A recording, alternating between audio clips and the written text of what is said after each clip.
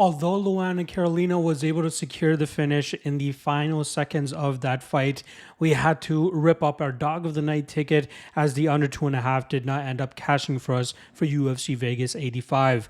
That now drops our dog of the night 2024 record to 4-4, but still in the positive, plus 2.35 units for a 29% ROI.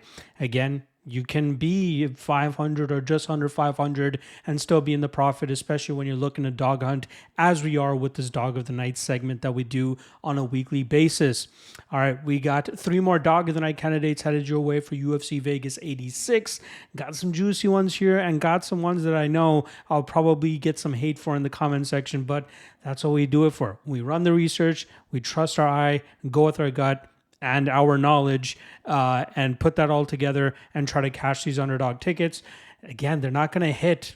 Hopefully they hit better than 500, but even if they don't, the target is to still ensure that we're still in the profit. And thus far, we have been. Last year, 2023, ended up in a solid profit there and hope to continue that trend for 2024.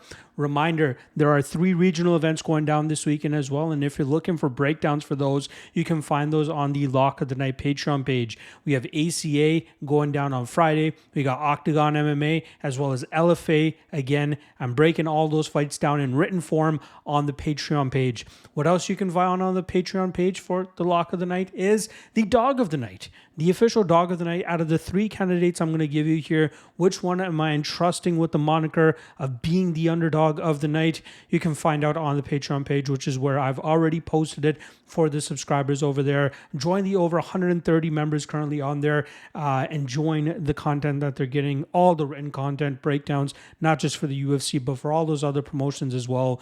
Make sure you guys check it out. All right.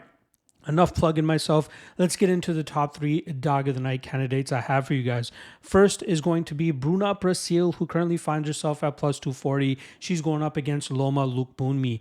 Now, there's a ton of action that's been coming in on Lukbunmi over the last couple of days, as Brasil was closer to plus 200 earlier in the week, and now she finds herself at plus 240. She's a long, lengthy striker who can use a clinching and grapple-heavy approach if that's what she chooses to do, but I feel like there is a lot of untapped potential that she has some sort of mind block in terms of not being able to get over the hump there. She's smooth and crisp when she lets her long range weapons go from distance, but again, very grindy when she's able to get that clinch like she showed in her last fight against Shauna Bannon. I feel in this matchup, Loma might be, should definitely be at a size and reach disadvantage in this matchup, but even if she tries to go to a grappling like she's been trying to do over her last couple of fights, she'll probably end up on the wrong side of a submission on behalf of Brasil. Brasil is the better pure jiu-jitsu player here, in my opinion, and also I think her strength will allow her to get the advantages when they're in the clinch or in the grappling situations. But even at range, sure, Lukbunmi could have some success crashing the pocket and letting her hands go like Denise Gomez did against Brasil, but I feel like if Brasil has gotten rid of that mind block that she has, she should be able to touch up Lukbunmi from distance, or even just try to implement the grappling herself, which is where I feel like she could be successful. At plus 240, that's more than enough for me to make her a potential dog of the night here, and which is why she's the first dog of the night candidate. Second dog of the night candidate I have for you guys is going to be Brad Tavares. Plus 195 going up against Gregory Rodriguez.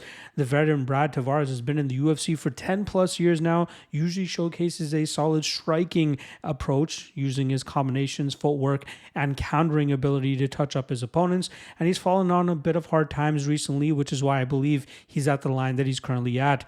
A lot of people believe he might have some durability issues, but I don't think that's the issue here. I think those performances were a bit of an anomaly. If anything, I think he's a better striker here against Rodriguez. And not completely ruling out a Rodriguez knockout victory, but I think that Tavares, when he's on, will be a very difficult matchup for Rodriguez, especially if Rodriguez looks to go to his grappling. Tavares has very stellar takedown defense, and he should be able to keep this fight upright where he'll be able to touch up Rodriguez and win this fight on the scorecards. That's why he's the second dog of the night candidate. The third and final dog of the night candidate for UFC Vegas 86 is going to be in the main event.